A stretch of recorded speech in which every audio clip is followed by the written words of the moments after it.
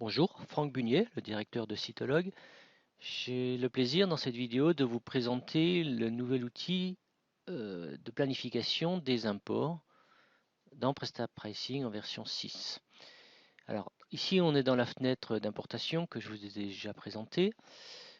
Donc premier onglet qui permet de définir ce qu'on appelle une source. Donc une source c'est l'ensemble des 5 étapes ici, constitué donc d'un fichier de données, constitué d'un mapping, de certains paramètres, certains filtres sur les colonnes, les clés de synchro, et puis tout le paramétrage de l'import lui-même. Alors, donc tout ça, je disais, ça constitue une source. Lorsque on a défini une source, dans l'étape 5, on a la possibilité soit d'importer cette source immédiatement, soit de planifier l'importation de cette source avec ce bouton. Donc quand on clique sur ce bouton, en fait, ça vient rajouter ici dans l'onglet numéro 2, dans l'onglet planifier des événements, ça vient rajouter une ligne comme celle-ci euh, en fin de tableau. Donc ce tableau, c'est ce qu'on appelle le tableau de planification. Donc ici, je vous présente un planificateur déjà bien rempli, avec pas mal de lignes différentes. Alors je vais en supprimer quelques-unes qui ne servent pas à grand chose. Je sélectionne et je clique sur supprimer l'événement. Je vais également cliquer sur la dernière ici. Voilà, et puis je vois qu'on a deux fois la même, donc on va supprimer encore celle-ci. Très bien. Donc à présent, j'ai plus que deux lignes dans ce planificateur. Donc je reviens sur mon onglet principal, mon premier onglet, et puis comme je vous disais, je vais cliquer sur ce bouton planifier l'importation de cette source. Voilà. Et donc vous voyez ici en bas de ma liste, on a rajouté une ligne dans ce tableau. Alors ce tableau, c'est le planificateur lui-même. À quoi ça sert? Tout simplement à décider de réaliser ces importations à une date donnée et avec une récurrence donnée. Une récurrence, c'est une périodicité. C'est-à-dire, par exemple, toutes les heures, tous les jours, ou tous les 2 jours, toutes les semaines, tous les mois, etc. Alors, on va prendre quelques exemples. On va partir sur la première ligne ici, qui a déjà été importée, exécutée par le planificateur. Alors je le vois à quoi? Je le vois petit drapeau ici, drapeau vert, et le fait qu'ici on a un rapport d'importation qui m'indique qu'il y a eu une importation à telle date, et ça c'est le détail de ce qui s'est passé durant cette importation. Il y a eu 130 produits ajoutés, 0 mis à jour et 0 échec. Donc cet import, ce qu'on appelle ça un événement également, il est planifié avec une récurrence, on le voit ici, horaire. Alors vous avez beaucoup d'autres choix, vous avez horaire, quotidienne, hebdomadaire, mensuel. Donc horaire avec un import toutes les heures à l'heure passée de 0 minutes. Donc à l'heure pile, on va dire, toutes les heures, cet import va s'exécuter. Ici sur la gauche, vous avez le paramétrage de cet événement. Donc premièrement, en gras ici, cela correspond au nom de la source. Vous vous souvenez, quand on définit des sources, ici, on a en haut à gauche la liste des sources que l'on a créées. Là, j'en ai pas mal. Et donc, c'est ce nom de source qui est rappelé ici dans le planificateur. Ici, nous avons le nom du fichier documenté pour cette source. Donc, ça correspond à l'étape 1, ce nom de fichier ici. Nous avons ensuite le nom du modèle de mappage, donc qui correspond à l'étape 2 au modèle choisi ici. Ensuite, une indication nous indiquant s'il s'agit de produits ou de déclinaison. Donc, doit contenir 1 ou 2. Alors là, j'ai 0. Je pense que c'est parce qu'il doit y avoir les deux dedans. Je ne me souviens plus. Je reviendrai là-dessus après. Et puis enfin, la possibilité de modifier cet événement en choisissant une autre source. C'est-à-dire qu'on peut tout à fait dans ce tableau, à un moment donné, dire ben, c'est une autre source que je veux importer. Donc ici, on a toutes les sources possibles avec leurs fichiers associés, leur modèle de mappage et leur type de contenu, produit ou déclinaison. En fait, le 0 ici, ça me revient, vient du fait que le modèle de mappage qui est là, en fait, a été supprimé. Il n'existe plus, tout simplement. Et puis ici, j'ai la date du prochain import. Il faut savoir que lorsque un import est exécuté, grâce au planificateur, automatiquement, il va calculer la date du suivant. Donc, en fonction de cette récurrence. Vous pouvez également forcer la main ici, donc soit avec ce bouton qui va remplir le champ. Alors il l'a fait, donc j'ai fini ma phrase, remplir le champ avec la date du jour. Et comme il réordonne le tableau lorsque l'on change les dates, en fait ma ligne en fait a été ici déplacée en troisième position. Donc voilà, j'ai cliqué en fait sur ce bouton et vous voyez bien qu'il m'a mis la date du prochain import à la date d'aujourd'hui et l'heure actuelle. On peut également, comme je vous disais, recalculer automatiquement la date du prochain import. Par exemple, si je mets une récurrence en disant je veux que ce soit allez, on va dire hebdomadaire tous les mardis et que je fais on va dire à 5 heures du mat et que je fais calculer la date du prochain import, vous voyez que automatiquement ici, ça c'est la date de mardi prochain à 5 heures du matin. D'autres options dans ce tableau, ici la possibilité de automatiquement créer après l'importation de cet événement un rapport de ce type-là et surtout de sauver la table avec les statuts. Et là, je parle de cette table ici à l'étape 3. Lorsque un import est fini, vous savez, il nous indique ici dans la colonne 1 le statut de chaque ligne. Mise à jour, créée, erreur éventuelle, etc. Donc il est parfois utile, même souvent, de sauvegarder le contenu de cette table pour pouvoir ensuite vérifier que tout s'est bien passé, par exemple, ou pour conserver un historique des importations, des mises à jour des produits. Voilà, donc ça se réalise avec cette option. Ici, vous avez un petit bouton qui n'a pas forcément un usage très important, très intéressant. C'est un petit peu l'équivalent du bouton importer ici, je descends, excusez-moi, à l'étape 5. Donc ce bouton en fait réalise l'importation immédiate, donc lance l'importation si vous voulez de la ligne sélectionnée. Alors, je ne vais pas le faire, mais si je clique ici, tout de suite il va aller chercher ce fichier, ce modèle et il va importer ce tableau. Donc ça c'est le paramétrage d'une ligne, donc d'un événement. Un autre élément très important, c'est l'activation ou non de l'événement. Donc lorsque l'on lance le planificateur, il va exécuter l'importation uniquement des lignes qui ont un statut comme ceci actif. Si on désactive une ligne, elle ne sera pas importée. Donc si je lançais l'importation de ces trois, de l'ensemble de ce tableau, du planificateur, il n'importerait ici que cet événement associé à la source chaîne de catégorie. Il n'importerait pas ni l'essai image, qui est ici d'ailleurs planifié 2 fois. Pour exécuter, eh bien, on va dire ce calendrier d'événements, il suffit de le lancer. Alors vous pouvez soit le lancer automatiquement au démarrage de PrestaPressing en cochant cette option. Ça veut dire que la prochaine fois que vous allez lancer PrestaPressing, il va lancer le planificateur et l'exécuter toutes les minutes.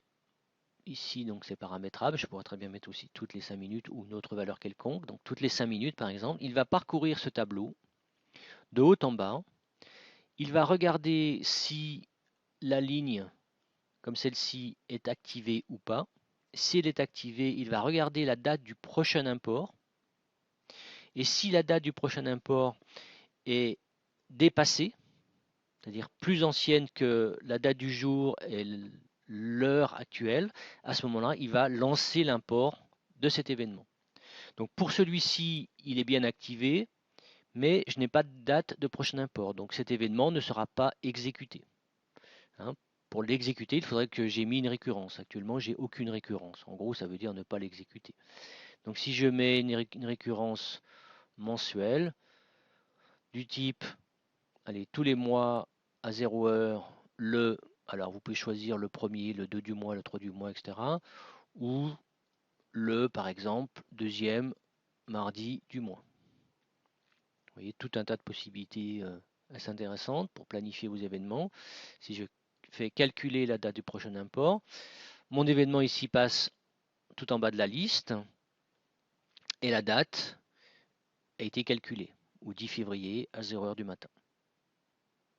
Donc là, si j'exécute de nouveau mon planificateur pour être précis, il va reparcourir la table. Cette première ligne ici n'est pas activée, donc il va l'ignorer, celle-ci aussi. Il va s'arrêter sur la troisième ligne puisqu'elle est active et il va regarder la date. Alors, il ne va rien faire tant que la date du jour n'atteint pas le 10 février. Mais par contre, puisqu'il va en fait reparcourir cette table toutes les 5 minutes, tant que PrestaPricing est ouvert, eh bien le 10 février à 0 heure, on va dire sans doute 0,5, donc 5 minutes après l'heure, il va découvrir que cet événement a une date plus ancienne et donc il va exécuter cette importation automatiquement. Puis il va recalculer la date du prochain import en fonction des paramétrages que vous avez ici. Donc sans doute pour un mois plus tard, toujours pareil, le deuxième mardi. Donc ça, c'est la méthode, on va dire, automatique, où PrestaPricing reste ouvert et se lance tout seul. Et puis vous avez l'autre méthode, qui est celle-ci, simplement manuelle, en cliquant sur ce bouton. Alors, on va le faire. Donc, on voit qu'il a lancé en tâche de fond. En fait, vous ne voyez rien du tout, hein, mais en tâche de fond, ici on voit l'horloge qui tourne. Ça veut dire que toutes les 5 minutes, il va parcourir ce tableau et exécuter ou non les imports. Donc pendant que le planificateur tourne, vous pouvez parfaitement vous-même aller faire d'autres choses. Venir ici, venir sur la fenêtre principale, travailler avec PrestaPricing, peu importe. La seule chose qu'il ne faut pas faire, c'est fermer PrestaPricing ou fermer la fenêtre d'import. Il faut la laisser tourner pour que ce planificateur continue de fonctionner en tâche de fond. Donc, d'autres petites infos intéressantes ou à connaître. Lorsqu'un import a eu lieu, je disais tout à l'heure qu'on peut prévoir de sauver la table contenant le résultat de l'import. Et bien, lorsqu'on a coché cette option, effectivement, en plus du rapport ici, vous avez la possibilité de recharger la table. Donc, si on clique ici sur recharger la table avec statut, en fait, il revient ici sur cette fenêtre et il va chercher le fichier qu'il a sauvegardé et remplit cette table ici. Donc là, il ne l'a pas fait, manifestement, j'ai dû supprimer le fichier entre-temps. Autre astuce intéressante, vous pouvez parfaitement, comme c'est le cas ici, planifier plusieurs fois l'import de la même source. Ça, c'est pas un souci. Hein. Et pour le faire, mais souvent, il suffit de dupliquer. Hein, donc, je prends mon événement ici, je duplique l'événement, et voilà, je me retrouve avec 3 fois mon essai image et je peux faire une planification différente. On peut supprimer les événements. Et puis enfin, j'ai presque envie de dire surtout, lorsque vous voulez rajouter un événement donc, dans le planificateur, donc comme je vous disais, vous pouvez soit choisir votre source ici, et puis dans l'étape 5, cliquez sur ce bouton.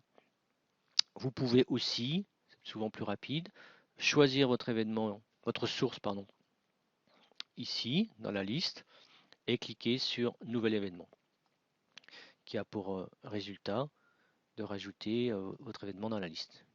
Il est ici.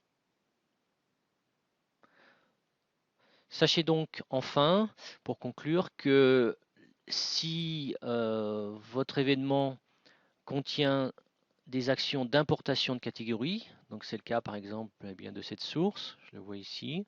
Il est important que PrestaCatégorie soit lancé. Si ce n'est pas le cas, vous allez avoir un rappel ici.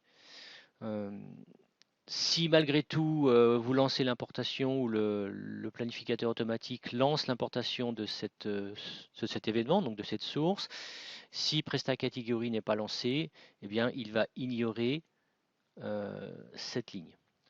Il va vous mettre un échec et dans le rapport, vous verrez que l'importation n'a pas pu s'effectuer du fait que PrestaCatégorie en version 4 minimum n'était pas lancé et connecté sur le site.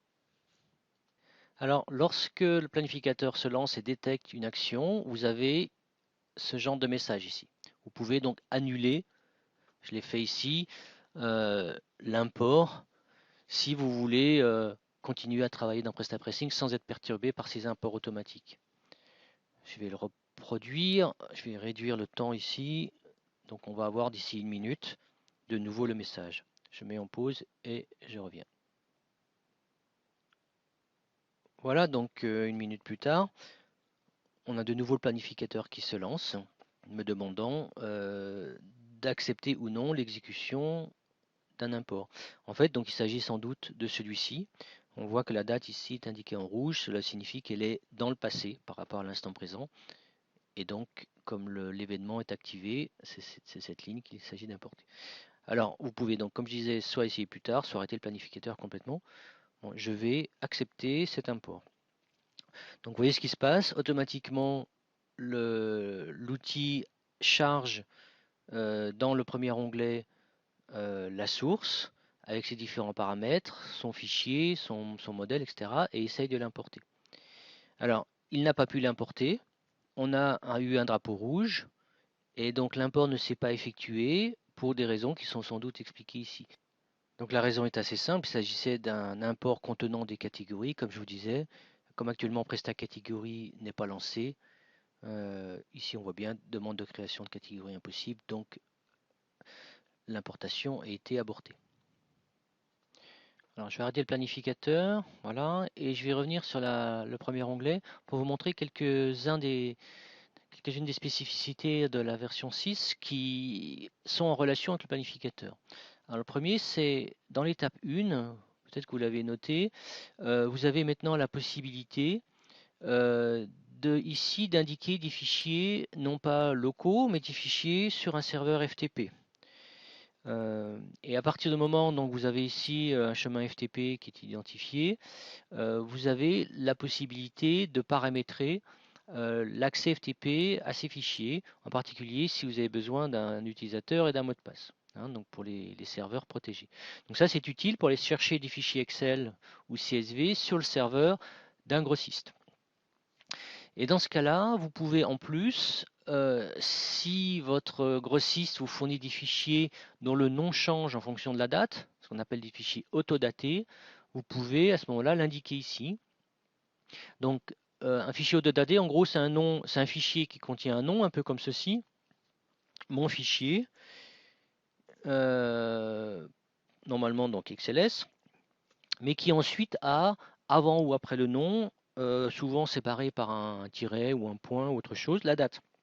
Par exemple 2014, le 10-10, quelque chose comme ça, plus l'heure. Voilà, ça c'est un fichier autodaté. Donc PrestaPressing est capable d'aller reconnaître ces fichiers autodatés et d'aller chercher le dernier. Donc si vous savez que votre grossiste fournit des fichiers de ce type-là, vous l'indiquez ici, en indiquant oui. Où se trouve la partie date, est-ce qu'elle est avant ou après le nom? Et vous choisissez pardon, le format de l'index, donc de la date, dans une liste assez complète.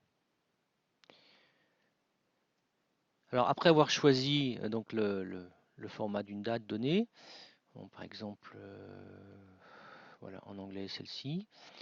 En fait, ce qu'il faut faire ici au niveau du nom, c'est enlever votre date et laisser uniquement le séparateur s'il y en a un. Donc vous précisez vos noms de fichier, votre séparateur et puis plus rien. À partir du moment où il est autodaté, automatiquement, le logiciel ira chercher le bon format, le bon nom de fichier. Vous pouvez également, dans le cas où le fichier, lui, n'est pas autodaté, c'est toujours le même nom de fichier, vous pouvez lui dire que non, le fichier n'est pas autodaté, mais demander à PrestaPressing d'en réaliser une copie locale sur votre PC qui, elle, sera autodatée.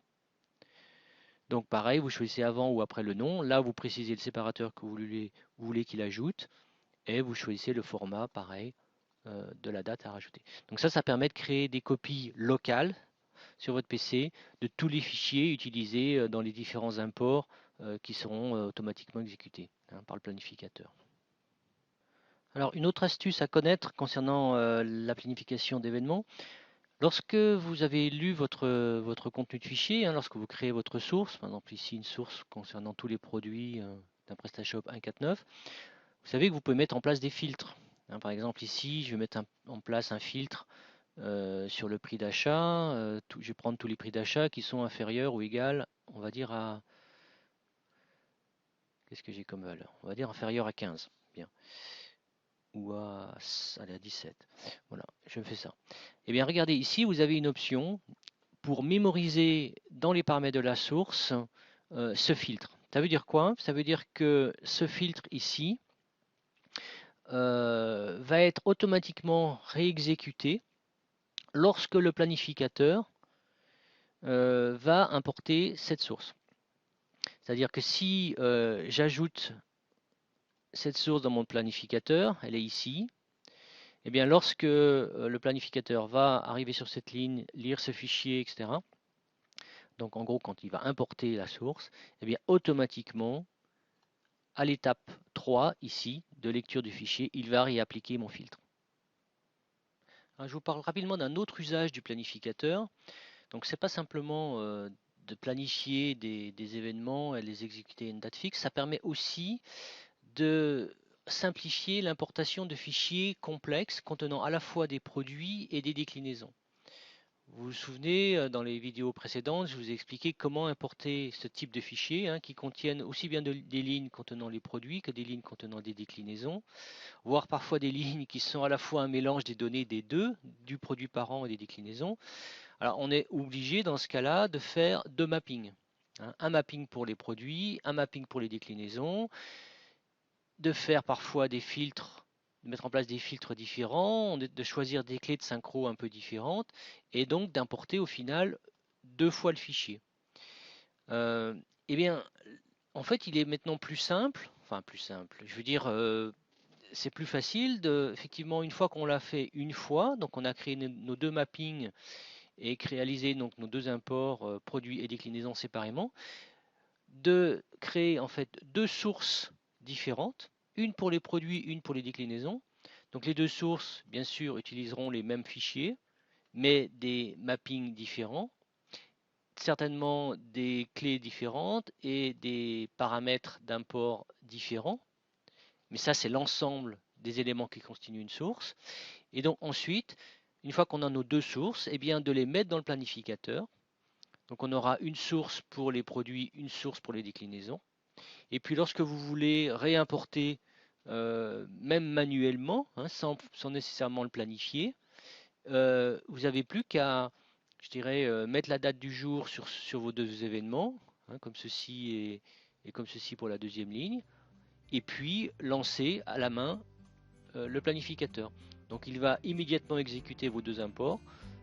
Mettez-les dans le bon ordre. D'abord les produits, ensuite la source concernant les déclinaisons, et ça suffit. Enfin, je veux dire, vous avez ainsi une forme d'import important à la fois les produits et les déclinaisons en un seul clic, chose qui était souvent demandée. Voilà, je pense que j'ai fait à peu près le tour des fonctions du planificateur.